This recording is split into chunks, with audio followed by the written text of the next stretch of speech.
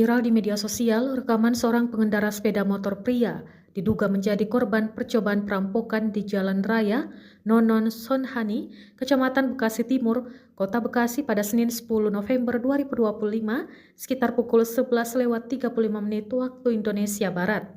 Saksi mata Muhammad Iqbal, 37 tahun, petugas keamanan kompleks perumahan setempat mengatakan korban dipepet oleh komplotan pelaku bersenjata tajam yang diduga mengincar uang tunai senilai 450 juta rupiah hasil penarikan dari salah satu bank swasta. Iqbal mengaku spontan berteriak dan berusaha menolong korban dengan mengambil trafikon untuk dilempar ke arah pelaku. Namun ia urung melakukannya karena sempat diancam oleh para pelaku.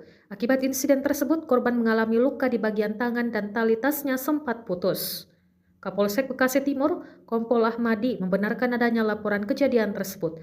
Pihaknya telah mendatangi lokasi dan memeriksa sejumlah rekaman CCTV untuk mengidentifikasi para pelaku.